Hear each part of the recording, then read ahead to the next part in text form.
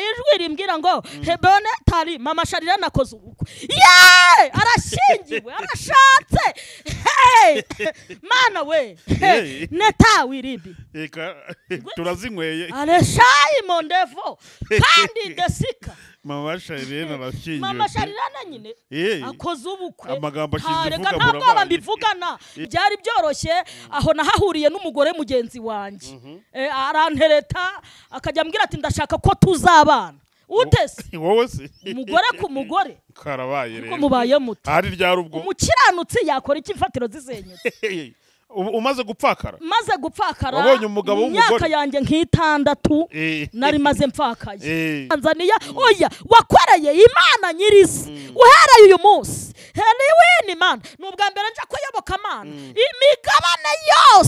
imigabane yose igize iyi si yacu haliwida zino ketango shanema herewere benefo ahubwo funguza konti hari inifo ya gid Imana imbwiye ko ishaka kugutera inkunga rewenefo nataya gid irashaka kugutera iki ndayakiriye izira rye fondana mandasita ariko menekuta sharamana ariko kuki umuntu atera inkunga undi akamubwira ngo nguhaye nzaguha ntanabisohoze iyi Mana wakoreye reka nyihamiririza abantu iyi Mana wavuze abantu bari babuze ubuzima bakabubona iyi Mana wavuze abanyamahanga abari imahanga b'abanyarwanda bakabona ubuzima mu ijambo ry'Imana iguteye inkunga andika ndayakiriye andika ibyifuzo oneshara lalala andika ibyo ukeneye nta wantumye nta muntu wantumye ndumva ariko ijuru ririmo risinya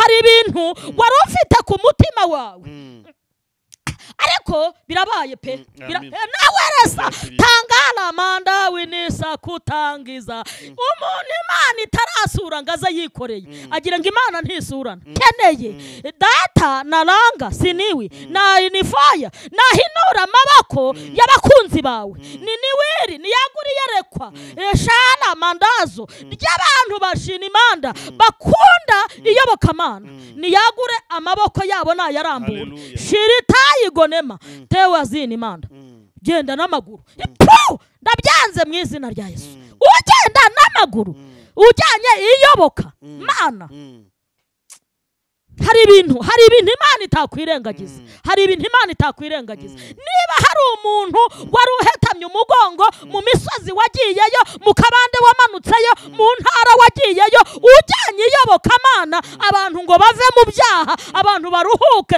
hari abantu bakize hari abantu babonye amazu hari abantu bari babuze uko bagira data wa twese aca kuyoboka Mana abaho ubuzima none nawe ndakuremeye nitwa Imana haleluya yererebo netaya gidibo nefo nitwa Konesai nitwa Korodina umukobwa wa Yesu ndabinifoya ndi umuhanuzi initando drome kandi nubwo umuntu atabyemera nta nubwo twaje kwemeza abantu ntabwo twaje kwemeza abantu Imana niyo yemeza abantu ndi umuhanuzi w'Imana ntabwo ndapfa ingabano z'iyoboka Mana zirasenyutse zazitiraga riragiye Imana ishimwe riragutse cyane hari icyo Imana ikoze Imana ihimbazwe cyane reka mvugane n'uyu mupapa afite umwana muri Amerika n'umuhungu uyu mupapa uyu mwana yaramunaniye reka mvuga ngo yaramunaniye yaramuzengereje uyu mwana afite imbaraga z'imyuka mibi uyu mwana yariye ibintu byinshi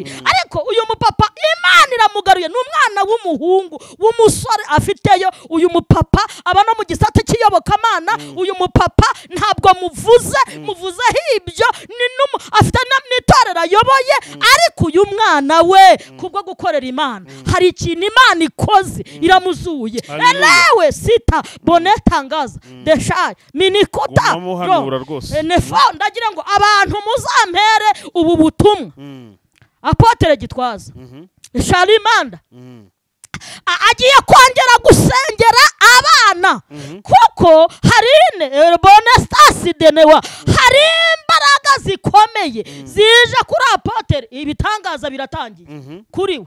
Ntabyo yari yarakoze, hari ibitangaza bitangiye. Hari umuntu uri musaba ibyangombwa, yagiye mu gihugu cyane staff yagira cy'Uburayi bimworoheye, ageze yahagirira ikibazo agubwa nabi, none arifuza kuvayo ngo ajye mu kindi gihugu. Ndumva ijwi rivugana nanjye ngo icyangombwa arakibonye. Imana ishimwe. Helelelelele. Kandi uyu muntu fo shala tista foni tanga, uyu muntu reka mubwire nari mpagurutse, nari mfashijwe reka mvugane na NFO mbwire Pascal Barakagira abamuzi mumugezaho ubu butumwa nta gipfuye. Iribinimo tayinefo shelakuta nta gipfuye, yarari ararembye rero. Shelemanda Imana irambuye kandi biciye hano kwiyoboka Imana, kandi Satani ntazabirwanya ngo abishobore. Hari ibintu bitarwanyika, ntazabirwanya ngo abishobore. Birabaye Imana irakoze. Ewa sefo tesofere mana nekuta ndakwimuye. Rabi ndakwimuye nkuvanye nekuta gukorera ahantu hari mini hadastafo hatandukanye, nguhaye enepa studio erebonefo tinda la studio yo gukoreramo ibikoresho bitandukanye elemo nefo tayagide. Umva ukuboko kw'Imana kushayi gone kurashatse abantu b'umumaro kurabazanye, kubera yuko iyi cano yitwa Iyobokamana washinze yanejeje Imana. Umva hari ikirere gikingutse. Imana irambwiye ngo nimvuga ngo umugisha karindwi ku muntu wese wateze amatwi Iyobokamana. Iki umugisha umugiyeho. Abacuruza abonye umugisha, abayiga abonye umugisha, aba yaravuye mu ishuri abonye umugisha wo gusubiramo, aba ari umumotari abonye umugisha, abakorera leta bonesa kata ahaboneye umugisha. Nshuti bakunzi ba Iyobokamana TV, turabasuje mu izina rya Yesu Kristo. Ni kwa kundi mumenyere ko tugira gutya tukazana abantu batandukanye maze tukabasha kuganira nabo. Murabona ko twicaranye rero n'umutumirwa wacu, niwe tugiye kuganira. N'ubwa mbere tumwicaje kuri kamera z'Iyobokamana TV, ariko no umuntu usanzwe yari umukozi w'Imana, ari umwana w'Imana, byose mu buryo butandukanye. Niwe rero tugiye kuganira. Nukurikira neza ikigano turi bugirane, ndazi neza ko uri buze gufashwa nacyo. Ni munyemerere dutangire tumusuhuza, tumuhereze ikaze ku Iyobokamana TV. Mwiriwe neza kandi muraho murakomeye? Turabasuhuje cyane, muraho turakomeye, turashima Imana. Amakuru turi amahoro rwose. Wow, tuguhaye ikaze ku Iyobokamana TV. Murakoze cyane. Dusuhuje n'abantu bo ku Iyobokamana batubonye bwa mbere, turabahobereye mu izina rya Yesu Kristo. Amen. Ntibihagije? Birahagije. Yego. Uratangirana no kwibwira abantu badukurikiye bamenye ko tugiye kubana nande muri iri vuga butumwa. Imana ishimwe cyane bantu bo ku Iyobokamana. Turabasuhuje, nitwa jewe Uwimana Claudine. Ndi umubyeyi Yesu yahamagaye. Angirira icyizere, angirira ubuntu, ankura mu muryango w'abana 24 babyawe na data se yanze Rudoviko, ababyara ku bagore 4, mama ari we mugore wa 4. Ndi umwana wa 18 mu nda ya data, nkaba umwana wa 3 mu nda ya mama. Ndashimira Yesu rero. Ntabwo ishimwe cyane. Ndumva bitari byoroshye. Ntabwo byari byoroshye. Yego, ni Claudine tugiye Uwimana, tugiye umukozi w'Imana, umwana w'Imana. N'umwana w'Imana. Ibyo ni ihame. Ese aba mitandukaniro buriya? Ni ukuri rwose. Hari abantu bivuga nge ndi umukozi w'Imana, abandi ndi umwana w'Imana. Yego. Wowe uri iki? Hari urwandiko Yohana yanditse, yaravuze ngo bakundwa ubu turi abana b'Imana. Aravuga ngo ariko uko tuzamera ko ntangiye gufashwa. Aravuga ngo ntikurerekana ngo icyakora Yesu niyerekana. Imana ihimbaza. Hanyuma umwana w'Imana n'umukozi w'Imana, abantu bakurikiye Iyobokamana, ndagira ngo aka kantu tugacemo, baratandukanye. Buriya umwana mu rugo, amen, umwana mu rugo ntacyo yimwa. Umwana mu rugo afite umugabane, ariko umukozi acyura ibihembo. Ndetse iyo urugo rugeze aho rugera mu kazi gakomeye, umukozi aritaza, ariko umwana yemera kujya n'ahakomeye. Yego. Okay. Baratandukanye rero. Yego. Abana b'Imana ubwo aho bari hose kandi no kuyoboka Imana bariho ndabizi. Burayi ahantu hirya no hino ku migabane yose duturanye abana b'Imana aho bari ndabasuhuje. Mu rya Yesu mukomere ninaha iwacu mu Rwanda rwota Masimbi hari abana b'Imana rero nabo ndabasuhuje bo kuyoboka Imana. Yego. Mana mu izina rya Yesu Kristo turagushimiye cyane kandi turaguhimbaje. Tugushimiye iki kiganiro tugiye gukora kugira ngo ubane natwe. Amina. Ugufashe rwose tukugirireho umugisha. Ngwino mwuka wera. Umujakazi wawe agiye kuvuga ibyawe. Yego. Ndakwinze cyane kugira ngo mubere impano ubundi wivugire. Amen. Ineza yawe n'imbaraga zawe zihagararane nawe. Amen. Ibitavuga Imana byose bijye kure ye. Izina rya Yesu. Icyubahiro cyawe kiganze muri byose. Amen. Ngaho komeza ubane natwe kandi ukomeze udufashe. Mu izina rya Data twese ry'Umwana n'Umwuka wera. Amen. Yego. Mama nuko rero uri muntu ki rero uri umuntu ki watangiye umuhamagaro ryari ubundi baravuga ngo iyo Imana ishaka gukoresha umuntu ibintu bikomeye ibanza kumwunyuza hakomeye cyangwa mu bikomeye ikamukomeza kugira ngo azabone uko nawe aza gukomeza abandi. Claudine urimo hanurira abantu urimo ukoreshwa n'Imana ibikomeye we ni muntu cy'ubundi mu buhamya bw'umuhamagaro.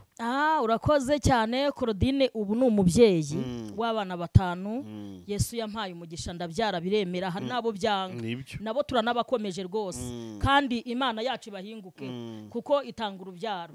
Hanyuma Claudine ndi umubyeyi mfite urugo. Hanyuma Claudine natangiye umuhamagaro natojwe n'umugabo witwa Samusoni ubwo mvuzi wacu niho nsubiye hamwe navukiye muri babana antoza kera hange rero iyo mvuze kera hange mba mvuze nkiri umwana. Natangiye umuhamagaro ndi umwana mutoya ndatozwa nkurira mu itorero. Hanyuma nzamuka gutyo ku myaka yanjye 26 ndabatizwa mu itorero rya DPR. Nuko Claudine nukameze. Ndakomeje rero mu rugendo rwanjye. Ubuhamya burarangiye? Ntago burangiye. Nari buratangira. Ntago buratangira. Ntiburatangira. Mu nzira rero y'umuhamagaro y'umurimo w'Imana hari ibizazane byagiye bibonekamo mu buryo bumwe cyangwa ubundi. Ubundi nkwakiriye ntabwo byashobokaga ariko Petero yaravuze ngo kuko Imana itarobanura abantu ku butoni aravuga ngo ahubwo mu mahanga yose Imana ishimwe uyubaha agakora ibyo gukiranuka Imana iramwemera. Arongera kandi aravuga ngo ndashimira Imana ko ubwo itarobanura abantu ku butoni nicyo cyatumye nanjye ngirira icyizere. None ndashimira Yesu. Kwa Yesu nta diplome yadutumye. Oya ntazo. Ntitwigeze tudepoza. Twaramwemeye gusa. Imana ishimwe. Hanyuma rero ubuhamya bwanjye buca mu bintu byinshi ariko reka ngerageze mpuze. Claudine ni umumama wubatse. Ariko kandi ndashaka kubwira abantu ko twifashishe ijambo ry'Imana riri muri Zaburi ya 11 umurongo wa 3 rivuga ngo imfatiro zishenywe umukiranutsi yakora iki? Zisenywe umukiranutsi yakora iki? Zisenywe kandi zijya zisenyuka. Imfatiro zijya zisenyuka. Umukiranutsi rero hari ukuntu amera iyo zisenyutse. Hari ukuntu umukiranutsi amera ntabwo yifata nk'abandi. Ndaje nabyo mbikubwire. Ndi umugore w'umugabo wa kabiri. Umugabo wanjye wa mbere yarapfuye asigira abana 2. Ndabarera ndakizwa ndihangana ndakomeza ndabarera. Urwo si urufatiro. Buriya gupfakara si urufatiro ruba rusenyutse. Ruba rusenyutse. Ariko uyu muntu waba waragize urwo rufatiro rugasenyuka reka mubwire ngo ihumure ry'Imana rimugereho. Imana ishimwe. Ndabarera ubu ndi kumwe n'undi mugabo wundi Imana yampaye dufitanye abana 3. Muri urwo rugendo rero rwo kubarera ntago byari byoroshye ariko Imana ishimwe. Ntago byari byoroshye aho nahahuriye n'umugore mugenzi wanjye. Arantereta akajya ambwira ati ndashaka ko tuzabana. Utese wowe se umugore ku mugore karabaye rero ko mubaye muto ari ryarubwo umukiranutsi yakora iki imfatiro zisenyutse?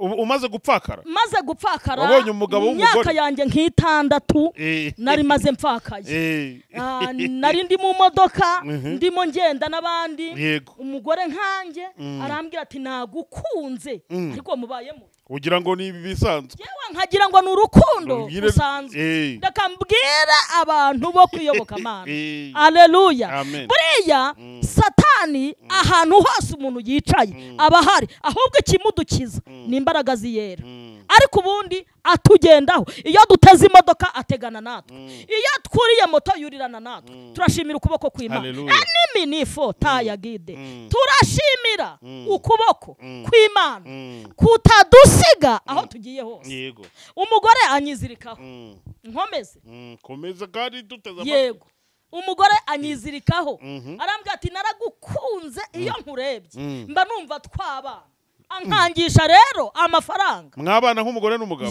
umugore ari ndetse umugabo ari Mana yanjye iniwe rebonefo tayagide nubu ankangisha amafaranga arambwira ngo ndaguha amafaranga akajya nayakuramo akayabara Korodina nkennye aho mu modoka se yego mu modoka twicaranye Korodina nkennye shonje hari abantu babizi inzara nagize shonje mbabaye bwa buzima uvuga ngo ubu nzongera kurya ngo mpage umuntu akakwereka amafaranga nkayo ariko uwo twamenye haleluya Yohana yaravuze ngo uwo mwumvise uhereye mbere na mbere uwo twamenye niwe wankomeje ngeze ubwo ngera ku cyapa mviramo umugore nawe avamo umugore avamo yitwa Daniyela ntawe umuzi ariko agenda amuzi sina ngombwa kumukubwira yego avamo arahagarara angaragariza amarangamutima y'urukundo reka ati nsoma urumva arambwira ati unsoma ku kiganza byonyine nagukunze wa mugore we uri muritesha agaciro ibintu byo gukizwa bivemo umva itangazo kandi abantu bakijijwe ni mu bikomeze bizaturengera imbere abantu bakijijwe elebo tera siwini manda Imana ishimwe kandi ndumva ikirere cyakingutse abantu bakijijwe ni mukomeze mugundire mugire gute mugundire imbere aha bizarya bizarya arambwira ngo nimusome ndabwo singusoma je narakijijwe ubu ndeba yantutse igitutsi ntago nakivugira kuri kamera oya ntibyashoboka yantutse igitutsi kiremereye gikomeye arambwira icya kabiri yavuze cyo kunkubitisha inkuba icya mbere ndakiretse ndakihoreye icya kabiri yankubitishije inkuba yayindi ngo itagira amazi ariko Yesu wambambiwe ahagararana nanjye reka nkubwire rero nijoro arambwira ngo nzakugendera Daniyeli umwami Yesu ngo mwari mwahanye telefone ntago bishoboka yanjye narayimwimye ukuntu rero byagenze narateze aho ku cyapa shaka gusubira inyuma uwo nari ngiye kureba yahagaze nkariya mpagarara nka hano turavugana nawe arihugenza ndamubona arihugenza nangiye gukata ngiye gutega imodoka kuri cya cyapa arongera nawe aratega ni intumwa ya Satani ni intumwa ya Satani ni umuntu nyine wagenzwaga nibyo ariko ndashimira Imana ko no mu mafaranga Imana igiye dutambutsa ikaduhagarika ku munara wo gukiranuka Imana ishimwe tugahagarara ku munara wo gukiranuka ndavuga ngo mu mutima y'Imana yabanye nanjye muri babana bose mvukamo 24 niko navuze nibo Mana mvukamo babana bose mvukamo 24 y'Imana yangaburiye ikabana nanjye ikandinda ntitume mpfa ngo abandi baguye ubundi n'umuntu watwawe n'uruzi uruzi narwo rwarantwaye ariko Yesu akinga amababa hari ukuntu ajya akinga amababa lebone etando zinibo shela wiribi nifo haleluya hari ukuntu ajya akinga amababa kera tubibajije nka Petero ubibajije nka Petero mu byakozwe n'intumwa 12 ukamubaza ukuntu Yesu yamukingiye amababa Herode ngo araye ari bumusohora iryo joro Imana ihimbazwe Yesu ngamukingira amababa yohereza ingabo abitorero ngo bagize umwete wo gusenga Yesu aza gukinga amababa yohereza marayika amusohora muri gereza yego arayakinga ndabyibuka mbwira uwo mugore ndamubwira nti nutamva inyuma ndaguteza abantu bashinzwe umutekano ndavuga ko uri mushaka kumpohotera ninjoro ndyamye umugore akajya ntera akajya aza ninjoro akantera akambwira ijambo rimwe n'ikinyarwanda kizwi akambwira ngo nutazemera kuryamana nanjye uzapfa ntacyo ugezeho ariko nakigezeho mfite umwami Yesu mfite umwami Yesu nakigezeho Yesu ashimwe cyane ntabwo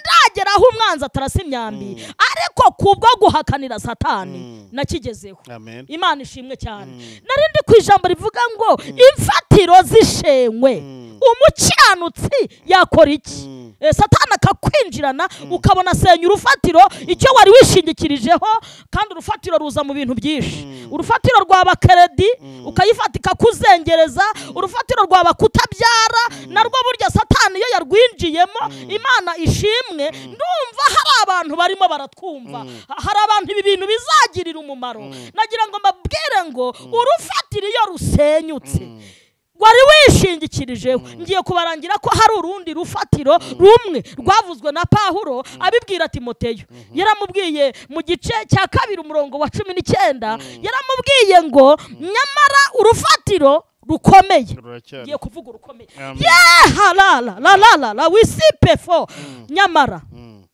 urufatiro rukomeye haleluya rw'Imana aravuga ngo Timoteyo urufatiro jowe n'abandi muri kumwe hano haleluya n'abanyumva kuyoboka Imana n'abazandeba urufatiro rukomeye umva itangazo nzanye rw'Imana rurahagaze naho haza imbaraga z'umugore mugenzi wawe hari urufatiro ruhagaze naho wasika tara mirivo nefo kandi reka mvuga iyoboka Imana iyoboka eniwiribi sharayi iyoboka Imana sapolami hari inifo hari ingabano zisenywe Imana yaguye cyane umva impamvu la kubera iyoboka Imana irabaze igize iti ibaze abantu batabariwe kuyoboka Imana ibaze abantu bakiriye kuyoboka Imana ibaze abantu bakijijwe kuyoboka inifo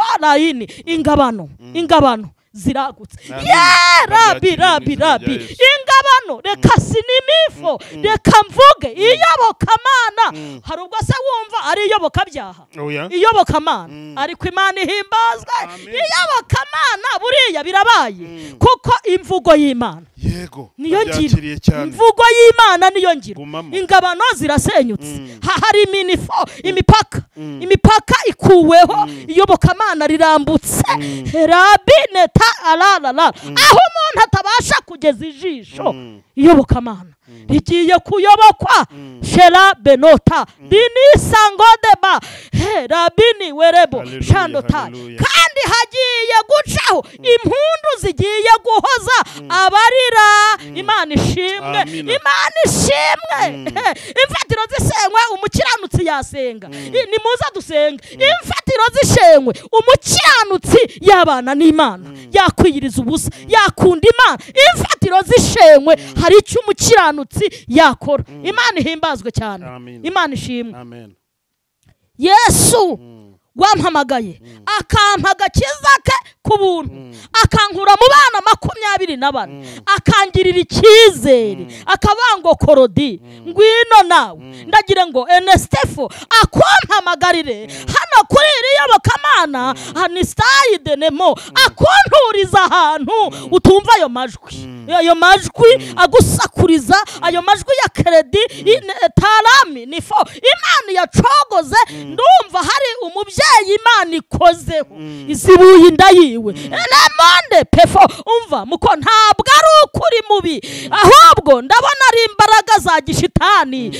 za nimini zakwizingazingiyeho ariko none kwiyoboka Imana haciye itangazo la kandi hari abamarayika Imana imanuye bagiye kugufasha uyu murimo kuko mbonye hari inkoni hari ibitutsi hari ibisongo hari ibintu bagiye bagucumitira kuri iyobokamana ngo urekure ariko urakomeza kugira ngo abantu bakire. Uwiteka amanuye ingabo zigiye kwamamaza, zigiye kujyana hose ku migabane yose. Navuze ngo ingabano z'iyobokamana zirasenyutse, izazitiraga riragiye.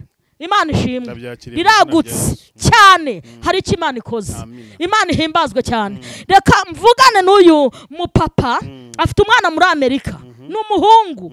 Uyu mupapa, uyu mwana yaramunaniye, reka mvuga ngo yaramunaniye, yaramuzengereje. Uyu mwana afite imbaraga z'imyuka mibi. Uyu mwana yariye ibintu byinshi, ariko uyu mupapa Imana iramugaruye. N'umwana w'umuhungu w'umusore afiteyo. Uyu mupapa aba no mu gisate cy'iyobokamana. Uyu mupapa ntabwo muvuzeho ibyo, afite n'itorero ayoboye, ariko uyu mwana we kubwo gukorera Imana hari ikintu Imana ikoze, iramuzuye. Elewe sita bonetangaza deshaye minikuta nefo. Ndagira ngo abantu muzampere ubu butumwa. Apotre Gitwaza Shalimanda agiye kongera gusengera abana, kuko hari bonestasi denewa, hari imbaraga zikomeye zije kuri Apotre. Ibitangaza biratangiye kuri we, ntabyo yari yarakoze. Hari ibitangaza bitangiye. Ihimbazwe cyane. Imana ishimwe. Ndumva hari ikirere gikingutse. Imana irambwiye ngo nimvuge ngo umugisha karindwi ku muntu wese wateze amatwi iyobokamana. Iki umugisha umugiyeho. Abacuruza abonye umugisha, abe yiga abonye umugisha, abe yaravuye mu ishuri abonye umugisha wo gusubiramo, aba ari umumotari abonye umugisha, abakorera leta bonesa kata ahaboneye umugisha, kubera ko yakurikiranye iyobokamana. Imana ishimwe cyane. Herasine werebo tando zenema. Uyu muntu yakoze impanuka, amagufa ye agira ikibazo. Hari imbaraga zini forai z'Imana yanjye. Reka nta nubwo nkivuga Imana ya Aburahamu na Isaka gusa. Oya, nsigaye nshyiramo Imana yanjye. Imana ya Aburahamu na Isaka na Yakobo na Koradini. Haleluya. Hari umuntu ushobora kubibwira akakubaza ngo Aburahamu arihe, Isaka arihe, ariko Korodina nda niweri pefo la Yamana yampaye agakiza, ikampamagara, ikankura mu bahungu banywa ibiyobyabwenge data yabyaye, ikankura mu bakobwa bakora wa mwuga. Reka mbyihorere ikanzana. Vuga ngo ikanzana. Ihimbazwe iyi Mana yanjye, sinabura kuyibwira abantu. Ntabwo nabura gusiga nyivuze. Iyobokamana iravuga bikaba. Ihimbazwe. Yategeka bigakomera. Harayi nefo. Hari umuntu uri musaba ibyangombwa, yagiye mu gihugu cyane staffo yagira cy'Uburayi bimworoheye, ageze yahagirira ikibazo, agubwa nabi, none arifuza kuvayo ngo ajye mu kindi gihugu. Ndumva ijwi rivugana nanjye ngo icyangombwa arakibonye. Imana ishimwe. Helelelelele. Kandi uyu muntu fo shala tista fani tanga, uyu muntu reka mubwire nari mpagurutse. Nari mfashijwe. Reka mvugane na NFO mbwire Pascal barakagira. Abamuzi mumugezaho ubu butumwa nta gipfuye. Iri binimo tayinefo shelakuta nta gipfuye. Yarari ararembye rero. Shelamandaze nekuta Pascal barakagira nta gipfuye. Ntabwo bizemera. Hari wirigandaze gonde bonefo. Hari amarira hello yazamutse mu ijuru bumvise. Imana ihimbazwe cyane. Imana ishimwe. Ntabwo agipfuye. Heneta wiribine. Ndumva ijwi rimbwira ngo hebone tari mama Sharira nakoze ubukwe. Arashingiwe, arashatse. Mana we. Neta wiribi. Eka turazinyweye. Areshayi mondevo. Kandi desika. Mama Sharira arashingiwe. Mama Sharira nyine akoze ubukwe. Amagambo ashinzwe vuga ntabwo bambivugana. Ni data ubimbwiye. Erega binifo birimo nekwa. Hari ukuntu barimo banifo babitagatizinga, ariko kandi birabaye. Ni Imanda fero tasika, kandi hari nikuta ya tezevu. haritezevu kubera yuko Imana ntirobanura abantu ku butoni. Ubu se jewe ko yongeye ikangaruka ariko mubaye muti none se ko yongeye ikangaruka ateneme forangiziniwa reka mbwira uyu muntu uhoranywa imiti reka ndumva umugisha waje hano kuyoboka Imana atunzwa n'ikinini cya buri munsi imiti yarayihaze mu mubiri we ijuru rivuza ngo nimubwire ko naryo rirabihaze. Imana ishimwe rirabihaze naryo ryanzuye ko ibyo bintu bitazongera. Uyu muntu hasharamini yagizweho ingaruka n'inifo n'intambara y'ibyabaye none imiti ibaye myinshi mu mubiri we ariko Uwiteka aravuze ngo arabihaze aramurengeye. Imana ihimbazwe cyane. Imana ishimwe erega nta sherem tasi edosi bone fola kita drome hari ugutarura.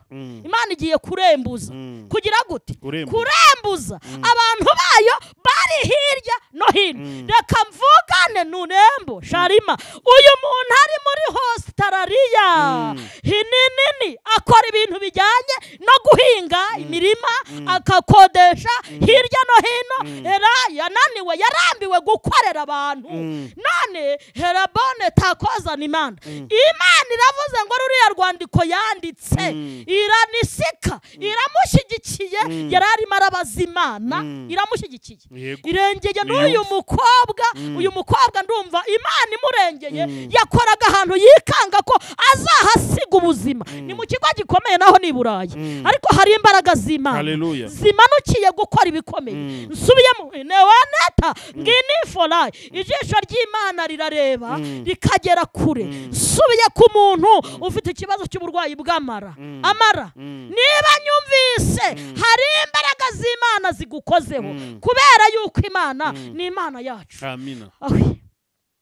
Imana iraduteturuye iyo mwijuru iratwibutse imigambi ya Satani Imana yihinduye ubusa. Joel we Imana iraguteturuye iyo mwijuru irakwibutse.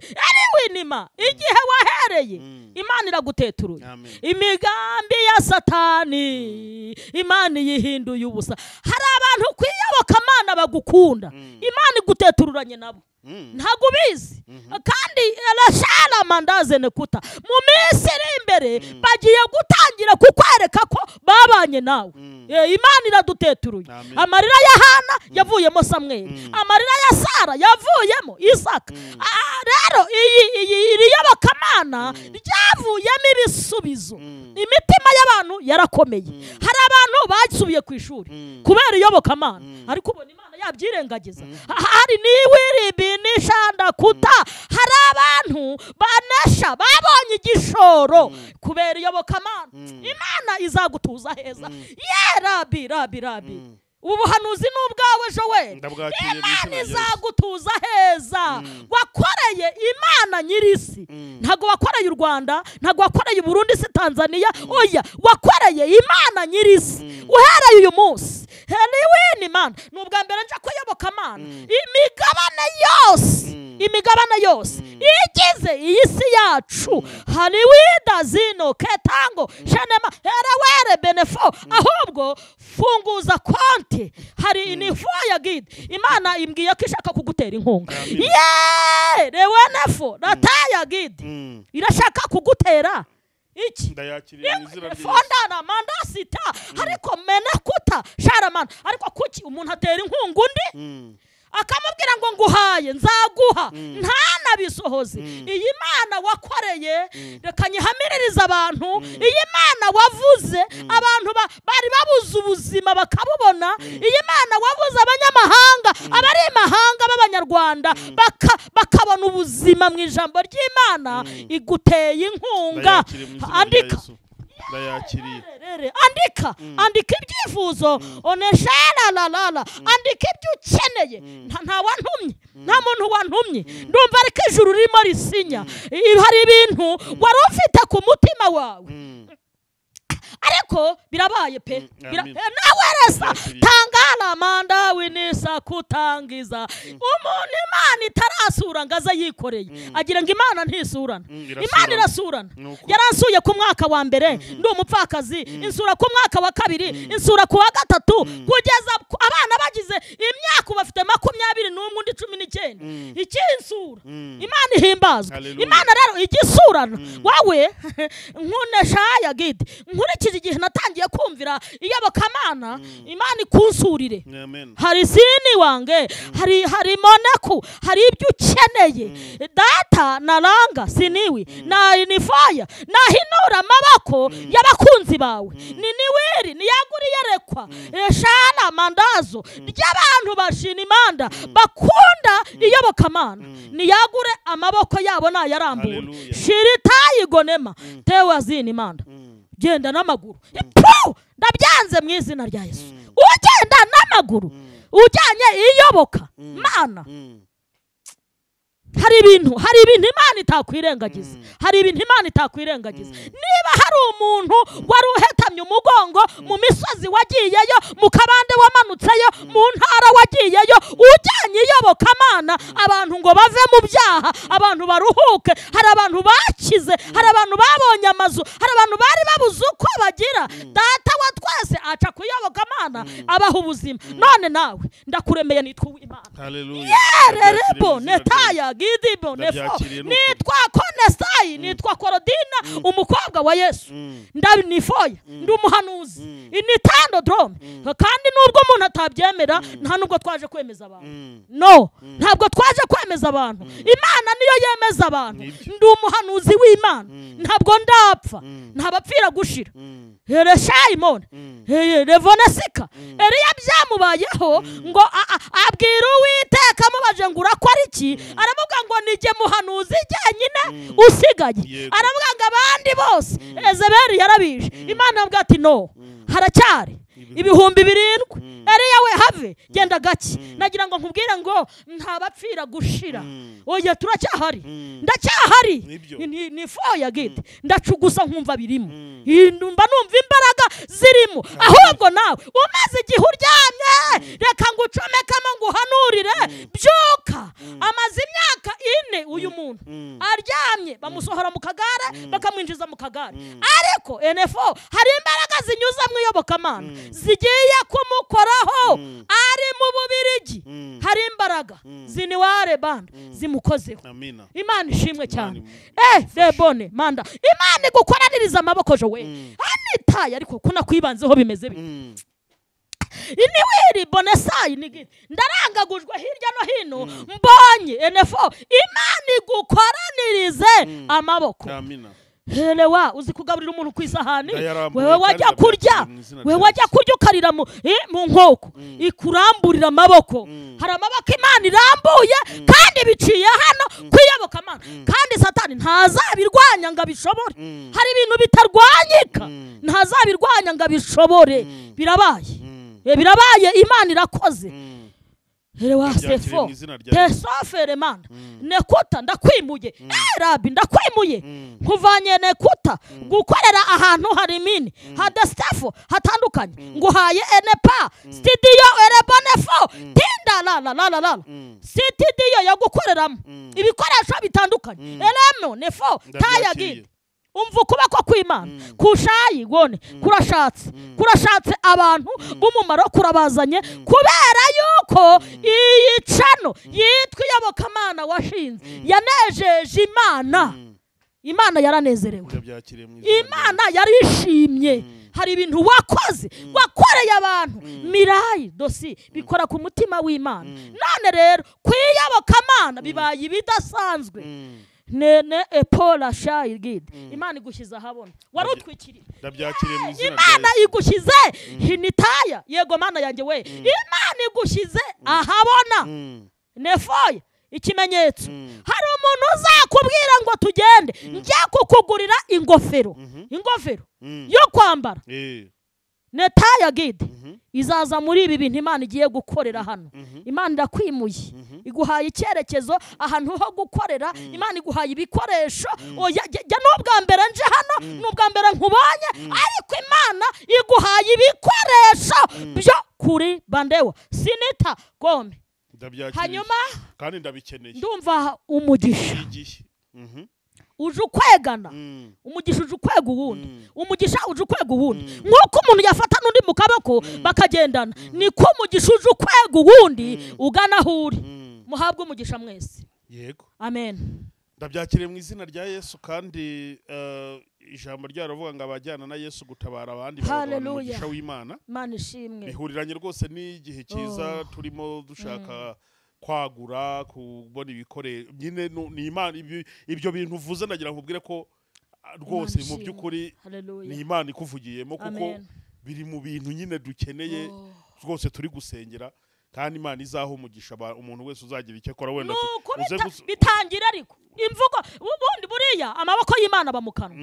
aba mu kanwa ntabyo waruzi iyo Imana ivuze ibikoze yabwiye Mose ngo bwira Abisirayeli bakomeze bagende nta kindi wabonye hari ikinini cyangwa ubuhiri yari ifite mu ntoki iyo Imana ivuze ibikoze iyo amaboko y'Imana aba mu kanwa n'abantu badukurikira batwumva Imana nikubwira ngo uzarya tangira nesharabini ujya ku isoko ubaza ibiciro uko bimeze amaboko y'Imana aba mu kanwa iyo Imana ivuze ibikoze tangira Imana iri hano kuyoboka Imana Imana ishimwe amen amen ndabyakiriye cyane mu izina rya Yesu haleluya kubera ko tutabivuga ngo tubirangize reka tumera nk'abasoreje aha ngaha tuzagaruka hanyuma ndashaka gusengera umuntu wese yaba umugabo umugore ukora n'udakora amarembo afunguke yibane muri uyu mugisha ngewe Korodine w'Imana ngiye gusaba Imana yanjye ngiwuha abantu bazarambura amaboko yabo Mana amaboko yawe ni maremare amaboko yawe ni magari ni maremare ni magari amaboko yawe ntabwo yadeshye imbaraga zawe zisumba isi erabi ni taya sikubevo imbaraga zawe zisumba ijuru zirangana manda zitista igome zikora ibikomeye bitarondoreka kuko namenye ko iyo ukinze nta ukingura niyo ukinguye nta ukinga uyu muntu urwaye nerayi dosini fo agira yerekwa narambura ikiganza ubu burwayi buzahite buhunga mu mubiri wiwe dusengeye umuntu wese uzumva iki kiganiro umuntu wese uzakurikirana ubu buhanuzi Imana izamukurikirane herasi Imana izamwizirikeho kugeza mu gihe cy'imperuka tubisabye mu izina rya Yesu Kristo amen amen yego urakoze cyane Imana iguha umugisha hari abantu benshi bashobora gushaka kukuvugisha ku mpamvu zitandukanye muratanga nimero ya telefone mukoresha turabashimiye cyane nimero yanjye ya telefone ariko kandi ngira na cano yanjye nkoreraho umurimo w'Imana yitwa umugabane w'abera abantu bashobora kunyarukiraho bagakora subscribe bagashayaringa bagakora bakandika comment tukabana nabwo byamfasha cyane hanyuma nimero yanjye ya telefone ni 078 0086 kabiri inshuro 3 niyo nimero yanjye 078 0086 kabiri inshuro 3 ku mugabane w'abera banyarukireho bakore subscribe Imana iguhereze umugisha cyane kandi igukomereza amaboko mu izina rya Yesu amen amen